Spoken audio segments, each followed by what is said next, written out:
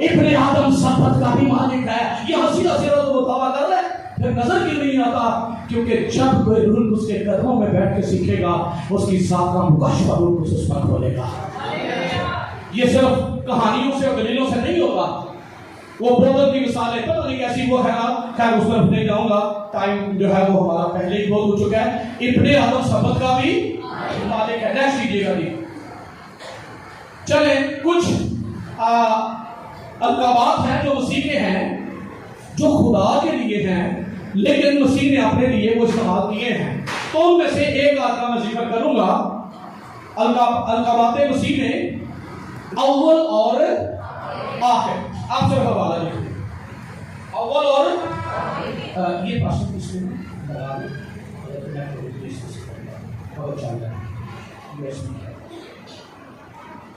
जी। यशायाह 41वां बाब 4 आयत है। चले रहने दो। अच्छा, 41वां बाब 4 आयत और यशायाह 48वां बाब 12वीं आयत में लिखा है, मैं वही हूं, मैं ही अव्वल और मैं ही आखिर हूं। ये खुदा कहता है, मैं ही अव्वल और मैं ही आखिर हूं। ये यशायाह नबी का सीमा देगा। खुदा जब तारुफ करवाता है या खुदा जब बात करता है तो कहता है मैं ही अव्वल और ही का क्या मतलब होता है जी? मैं ही का मतलब होता है कोई दूसरा नहीं, सिर्फ मैं ही अव्वल और मैं ही आखिर हूं। मुकाशफा की किताब में पहला बाब 8वीं आयत, आप हवाले लिखिए, मैं आपको बता देता हूं। मुकाशफा पहला बाब 8वीं आयत, मुकाशफा दूसरा बाब 8वीं आयत और 22वां बाब 12वीं और 13वीं आयत जी। तो यहां पर यीशु मसीह ने अपने लिए क्या कहा? जब कलीसियों को खत लिखे गए तो क्या कहा? मैं अव्वल और मैं आखिर हूं, मैं अल्फा और ओमेगा हूं। तो ये टाइटल किसने इस्तेमाल किया अपने लिए? खुदा ने। तो यीशु अपने लिए वो लक़ब इस्तेमाल करता है। क्या किसी इंसान को जरूरत है? क्या किसी नबी में नबी भी सोच नहीं सकते थे कि हम वो टाइटल जो खुदा ही के लिए है हम इस्तेमाल करें? पर यीशु अपने लिए वही टाइटल इस्तेमाल करता नजर आता है, इसलिए कि यीशु अपनी जात में खुदा है। कदम कदम पर हमें नजर आ रहा है जी। आगे बढ़ते हैं जी। और अल्फा ओमेगा, मैं अव्वल और आखिर हूं, अल्फा और ओमेगा और इब्तिदा और इंतहा हूं। यीशु मसीह की इलाही सफात पर गौर करेंगे। कादर मुतलिक होना, तो खुदा कादर मुतलिक है। पैदाइश 35वां बाब 11वीं आयत खोल लीजिए, सिर्फ आप नोट कर ले चले। 35वां बाब 11वीं आयत, यशायाह 40वां बाब 10वीं से 13वीं आयत। और यहां पर दोनों हवाला जात जो मैंने आपको बताया, और भी बहुत सारे हवाला जाते हैं, लेकिन क्योंकि हम एक इतने सेशन के अंदर एक आध हवाले पर ही गौर कर सकते हैं और ईमान रखने वाले किसी एक हवाले में भी जिक्र आए तो वो आमीन करते हैं। ठीक है जी। वो सेम उसी तरह से अगर मछली यूना के पेट में रहती तो फिर बाइबल कहती तो फिर भी हम उसका यकीन करते, क्योंकि हमारा खुदा नामुमकिन का खुदा है, वो मुमकिन बना देता है। ये दो हवाले मैंने आपको लिखवाए। फिर खुदा ने उसे कहा कि मैं कौन हूं? खुदाए कादिर हूं। फिर खुदा ने उसे कहा मैं खुदाए कादिर हूं। और यशायाह 11वां बाब 6वीं आयत क्या लिखा है? हमारे लिए एक लड़का तो अलग हुआ और सल्तनत उसके कांधों पर है, और उसका नाम क्या है? बोलिए। उसका नाम अजीब, मुशीर, खुदाए कादिर, अतियत का भाव और सलामती का। ये तो बाइबल उससे खुदाए कादिर कह रही है, इंसान थोड़ी इसको टाइटल दे रहा है। बाइबल कह रही है, यशायाह कहता है हमारे लिए एक लड़का तो अलग हुआ, सल्तनत उसके कांधे पर है, और उसका नाम क्या है जी? अजीब, मुशीर, खुदाए कादिर, जो सब कुछ करने की कुदरत रखता है। मत्ती 28वां बाब उसकी 18वीं आयत, ये भी आप लिख लीजिए। यीशु मसीह ने कहा जमीन और आसमान का कुल इख्तियार मुझे दिया गया है। ये उसकी अथॉरिटी, उसका इख्तियार, उसका कादर मुतलिक होना साबित करता है। मरकुस 4वां बाब और 41वीं आयत, मर का चौथा बाब 41वीं आयत। हुआ क्या, जब कश्ती में तूफान आया, अच्छा जी, ये अय्यूब को खुदा ने कहा तुझ में हिकमत है तो बता, समंदर की हदें किसने ठहराई है, जमीन की बुनियाद किसने रखी है, किसने रखी है जी। अय्यूब से सवाल आया, जब सुबह के सितारे मिलकर गाते थे, खुदा के सब बेटे खुशी से ललकारते थे, उस वक्त खुदा जमीन की बुनियाद रख रहा था और उसने कहा मैंने समंदर की हदें ठहराई है, वो उसे पार नहीं कर सकता। ये खुदा के ताबे हैं, ये जमीन खुदा के ताबे है, आसमान अफलाक सितारे सब कुछ खुदा के कंट्रोल में है। समुद्रों को हदें बना दी हैं, इतना पपड़ा हुआ समुद्र आता है किनारे पे आके ठुस, क्यों, उसकी हद बनाई है और खुदा की ठहराई हद को वो क्रॉस कर नहीं सकता है। ये खुदा के इख्तियार में है। और यहाँ पर वाकया पेश आया, कश्ती में यीशु सो रहा है, शागिर्द है और झील में तूफान आ गया।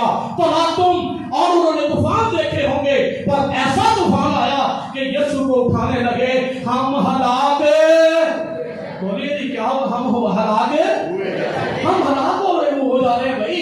ऐसा तूफान उन्होंने देखे होंगे, पर ऐसा तूफान नहीं देखा होगा जिसमें उन्हें यह खतरा पड़ गया, क्योंकि तजुर्बा था, उन्हें पता था कि कैसे हमें बचना है। पर आज कहने लगे आप तो हम हलाक हुआ चाहते हैं। यीशु खड़ा हुआ और यीशु ने क्या कहा, हवा को डांटा, तूफान थम गया। थमा या नहीं थमा, समंदर का तलातुम रुका या नहीं रुका, आंधी रुकी या नहीं रुकी, वो पानी जो शोर कर रहा था यीशु के हुक्म से वो साकित हो गया, वो रुक गया, साइलेंट हो गया। और शागिर्द जब देखने लगे, इससे पहले तजुर्बा नहीं हुआ, खुद कहने लगे ये कौन है, हवा और पानी भी इसका हुक्म मानते हैं। वो तो कदम कदम पर मौजा के जरिए, अपने कामों के जरिए तालीम से बता रहा है कि मैं कादिर खुदा हूं, हवा पर मेरा हुक्म चलता है, पानी मेरा हुक्म मानते हैं। समुद्रों की हदों को खुदा ने ठहराया। और यहां पर जब वो किया तो उसके बाद पता है आपको, शागिर्द यीशु को सिजदा करते थे।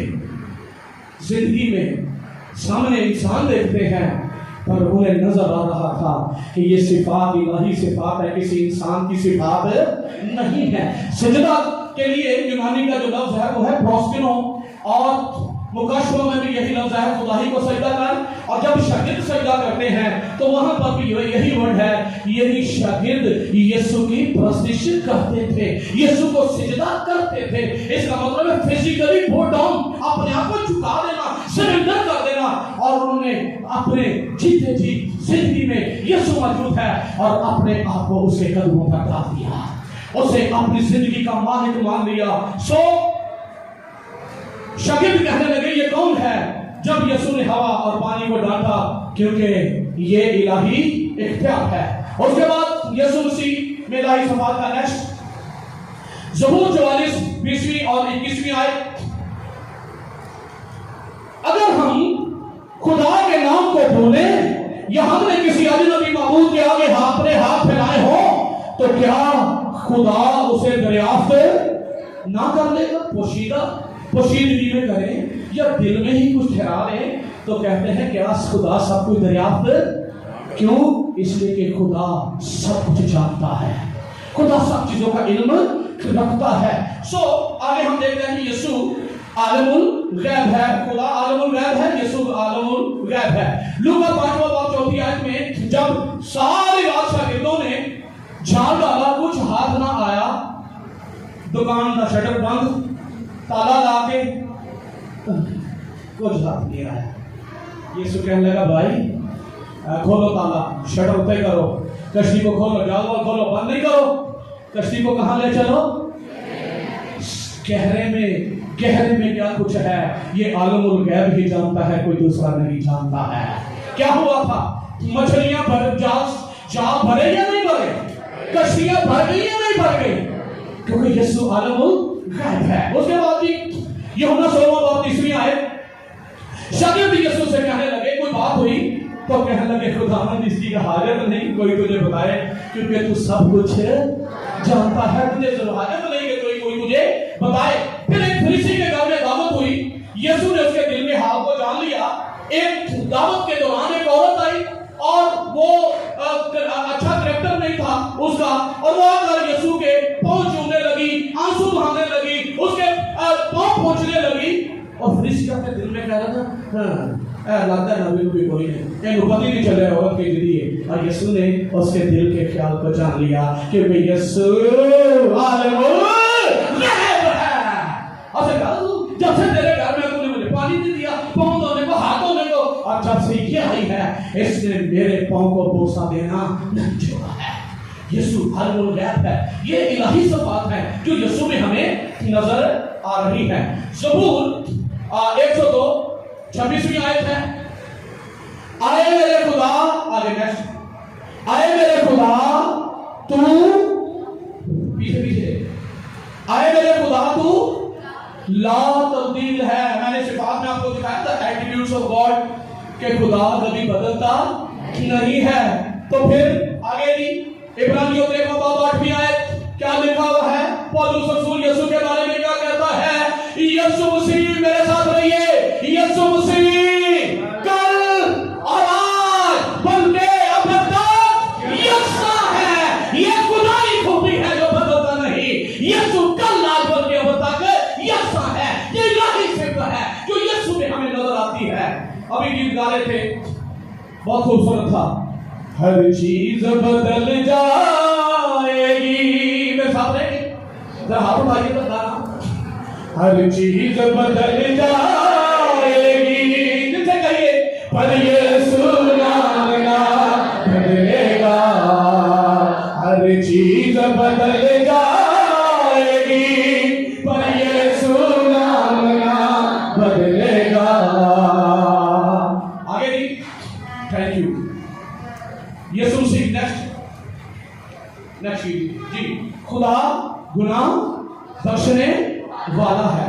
तो गुरु 24:7 आयत, नहमिया 9:7 आयत, वहां पर लिखा खुदा तू ही हमारी तकसीरें और गुनाह माफ कर सकता है। खुदा ही गुनाहों को माफ करता है। और आगे हमें इलाही सिफात में नजर आता है कि यीशु ने मरकब 2:1-7 आयत तक एक मफलूज को जो 4 पेट उठाकर यीशु के पास लेकर आए थे, और यीशु ने उससे कहा, क्या कहा? बोलो जी, जा तेरे गुनाह अच्छा हुए या नहीं हुए? कैसे पता चला? ओ गुनाहों के सबब से एक शख्स को कहा था अपनी चादर उठाकर चल पे, तो वो भी कहने लगे, अच्छा इस पर इतराज किया कि खुदा के सिवा कौन गुनाह माफ कर सकता है? तो यीशु ने कहा आसान क्या है, ये कहना कि अपनी चादर उठाकर चल फिर, या ये कहना कि तेरे गुनाह? दोनों ही मुश्किल है। 38 साल की बीमारी को कहा था उठा अपनी चादर उठाकर चल फिर, लेकिन ये नहीं कहा कि गुनाह माफ किए। लेकिन जब दोबारा मिला तो यीशु ने कहा देख अब तू ठीक हो गया, फिर गुनाह। इसका मतलब है चादर उठाने के काबिल ही उस वक्त हुआ जब यीशु ने उसके गुनाहों को माफ किया। और हालेलुया, जा तेरे गुनाह माफ हुए, ये इलाही सिफत है। आगे जी नेक्स्ट, खुदा ही परस्तिश के, जरा मुकाशवा 20:4 खोलिए जी। ठीक है, थैंक यू। चलिए कोई ना कोई काम आ गया। 20वां बात और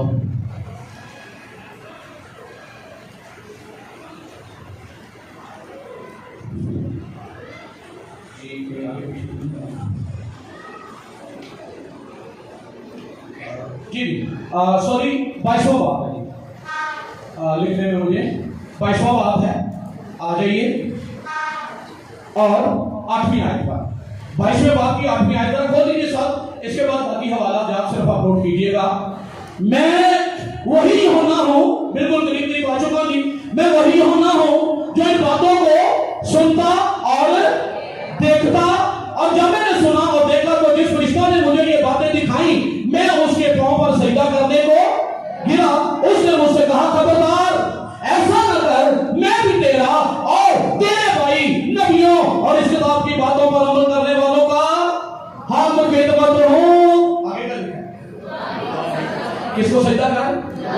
खुदा ही को, क्योंकि खुदा ही सजदों के लायक है। यशोआ की किताब में लिखा हुआ है, सो हम भी खुदावंद की परस्तिश करेंगे क्योंकि वो हमारा खुदा है। जी आगे खुली हुई है, ठीक है।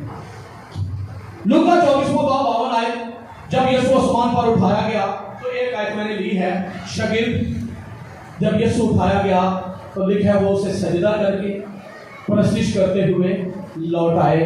तो यहाँ पर जो सजदा के लिए जो लफ्ज है वो सेम वर्ड जो है यहाँ पर भी वही है सजदा के लिए प्रोस्किनो, और वहीं पर भी वर्ड प्रोस्किनो है जहाँ प्रस्तिश के लिए आया है। इसका मतलब है खुदा ही सजदों के लायक है। तो जब वो यीशु की प्रस्तिश कर रहे हैं, ये यीशु को सजदा कर रहे हैं, तो क्या जानकर कर रहे हैं? क्या समझ में आया अब तक? क्या समझ कर रहे हैं? बोलो। आप भी तो प्रस्तिश करते हैं, जरा जांचना अपने आप को। हम भी तो यीशु की प्रस्तिश करते हैं, क्या जानकर? अच्छा चलिए जी आगे देखिए, दूसरा पॉइंट लिखा हुआ है, इब्लीस भी प्रस्तिश चाहता है। ये बात बड़ी अहम है। क्या सोच रहा था? यशायाह नबी के सिफा में 14वें आयत में लिखा है, मैं अपना तख्त खुदा के तख्त से भी ऊंचा बनाऊंगा। खुदा के इर्द-गिर्द फरिश्ते उसे सजदा करते, तो उसकी प्रस्तिश होती है। मेरा तख्त अलग लगेगा, फिर क्या होगा? उसने अपने साथ फरिश्ते भी मिला लिए थे। पर खुदा कादिर मुतलक है, वो खालिक है, और इब्लीस कौन है? मखलूक। बोलो जी कौन है? खालिक के सामने मखलूक का जोर है? नहीं नहीं नहीं, कोई जोर नहीं है। लेकिन ये वैसे ही प्रस्तिश करने लगा। यीशु के पास आया, यीशु से कहने लगा, अगर तू मुझे सजदा करे तो मैं सारी शामें छोड़कर तुझे भूखा है। सुनिए प्लीज, आप छोड़ प्रस्तिश इब्लीस किस तरह से करवा रहा है। चले ये तो मेरा खास वो है, अपनी शादियों को ब्याहों को चेक कर लेना, खुदा की वर्शिप होती है या किसी और की करती है। ये इब्लीस पर वर्शिप चाहता है हर जगह, खुदा के पद से ऊंचा बनाना चाहता है। यीशु से कहना ना मुझे सजदा करना, सारी शान छोड़ तुझे दे दूंगा। आगे मुकाशवा में जाकर पढ़े तो वहां पर हैवान की प्रस्तिश हो रही है, उसकी प्रस्तिश रज़हा की प्रस्तिश हो रही है। वो चाहता है आज भी किसी न किसी तरीके से वो अपनी प्रस्तिश करवा रहा है, और लोग कर रहे हैं।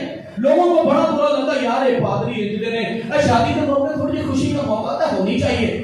याद रखिए खुदा के लोगों की पहचान ये है, लेकिन दरख्त अपने फल से और आदमी अपने कामों से। खुदा के लोगों की क्या पहचान होगी? खुश होते हो तो से बोलो, खुश होते हो तो। तेरा नहीं करता किसका है? साबित करता है वो है किसका, उसके काम बताते हैं। इब्लीस चाहता है, तो फिर क्या हुआ? उसका जाम क्या हुआ? कैसे? हाँ ये बोले ना साथ में, कैसे फेंका गया? देखा कभी रोड पे कूड़ा सुटना है, दूर ही घुमा दिया सो के कचरा। कचरे को कौन संभाल के रखता है? इस गंदगी को कौन रखेगा ऊपर? भाई खुदा ने उसे पटखा जमीन पर, क्योंकि अपने लिए प्रस्तिश मांग रहा था, अपनी स्टेटस बना रहा था, स्टेज लगे, मेरा तख्त लगे, खुदा का भी है प्रस्तिश, उसे गिरा दिया गया। पर हमें आसमानों पर एक प्रस्तिश नजर आती है, वहां पर देखिए क्या लिखा है। आइए जी मुकाशवा 5वां बाब खोल लीजिए, और बाकी मैं इसको 4 मिनट में क्लोज करता हूं। मुकाशवा 5वां बाब जी, सब खोलिए जरा जल्दी से प्लीज। और ये बिल्कुल आखिरी स्लाइड है। यूहन्ना को कुछ दिखाया जा रहा है जी आसमान पर। 11वीं आयत से मेरे साथ रहने, और जब मैंने निगाह की तो उस तख्त और उन जानदारों और बुजुर्गों के गिरदा गिर्द बहुत से फरिश्तों की आवाज सुनी, जिनका शुमार लाखों और करोड़ों था। कितने फरिश्ते? लाखों, यानी लातादाद, अनकाउंटेबल। और कहां खड़े हैं जी बेटियों भाइयों? कहां हैं? खुदा के तख्त के सामने हैं। मैंने इसलिए इब्लीस का हवाला दिया ना, वो भी चाह रहे गिराया गया, पर यहां भी खुदा का तख्त लगा हुआ है, और फरिश्ते लाखों करोड़ों उसकी हजूरी में खड़े हैं, और क्या कह रहे हैं? सुनिए 12वीं आयत, ये लाखों करोड़ों फरिश्ते क्या कह रहे हैं? और वो बुलंद आवाज से कहते थे, क्या कहते थे? बेसाब रहिए कि सफा किया हुआ बल्लाही, कुदरत और ताकत और हिकमत और ताकत और इज्जत और तमकीन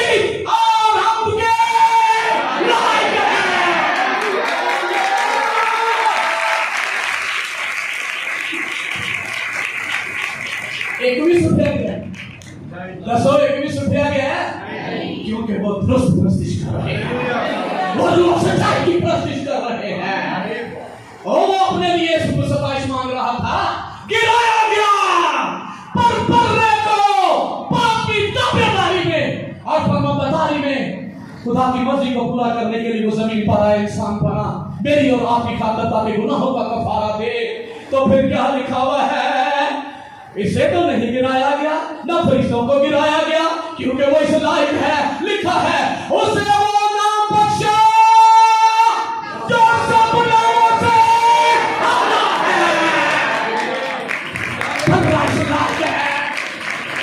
जो यीशु को महज इंसान समझते हैं, जो यीशु को सिर्फ इंसान लेते हैं। तो फिर याद रखिएगा, महज इंसान मानकर ये आपके इर्द गिर्द वननेस वाले यीशु की प्रस्तिश करते हैं, पर यीशु को इंसान मानते हैं।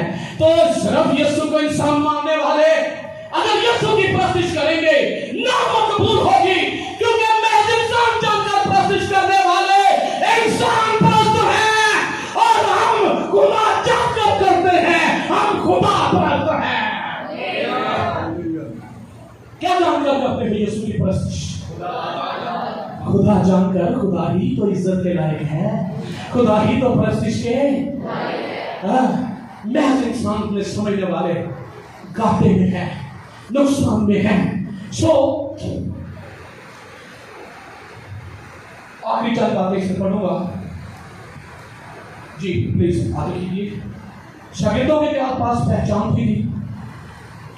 मत्ती की 16वां बाब ये हमारे आप लिख रहे हैं, आपके सामने है।